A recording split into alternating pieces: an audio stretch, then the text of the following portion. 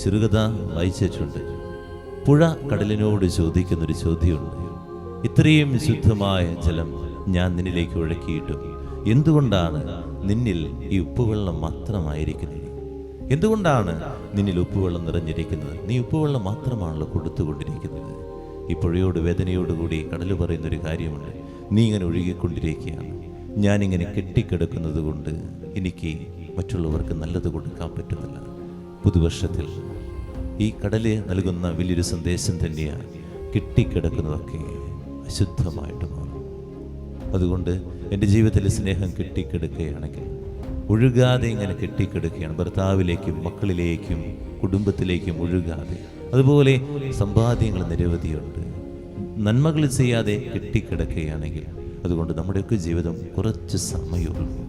ഈ കുറച്ച് സമയം ഒഴുകണം. സ്നേഹമാകട്ടെ, ദാനങ്ങളാകട്ടെ, അതുപോലെ നന്മയുടെ സാന്നിധ്യമാകട്ടെ, ഇങ്ങനെ ഒഴുകിക്കൊണ്ടിരിക്കുന്നു. ഈ പുതുവർഷത്തിൽ നമ്മളതാണ് ചെയ്യേണ്ടത്. 3 കാര്യങ്ങളാണ് ഒഴുകേണ്ടത്. 1 സ്നേഹം, 2 നന്മകൾ ചെയ്യുന്ന മനസ്സ്, അതുപോലെ 3 നിന്റെ സാന്നിധ്യം. ഇങ്ങനെ ഒഴുകുമ്പോഴുണ്ടല്ലോ ഈ ലോകം സമാധാനം നിറഞ്ഞതായിട്ട് മാറും. അതായിരിക്കട്ടെ ഈ വർഷത്തെ ഏറ്റവും വലിയ പുതുവർഷ ചിന്തകൾ എന്ന് പറയുന്നത്. കെട്ടിക്കിടക്കാനല്ല, ഒഴുകട്ടെ എൻ്റെ കുടുംബത്തിലേക്കും മറ്റുള്ളവരിലേക്കും. അതാണ് ഈ വിശുദ്ധ കുർബാന നമ്മളെ പഠിപ്പിക്കുന്ന. ഓരോ പ്രഭാതത്തിലും മുറിക്കപ്പെടുകയാണ്.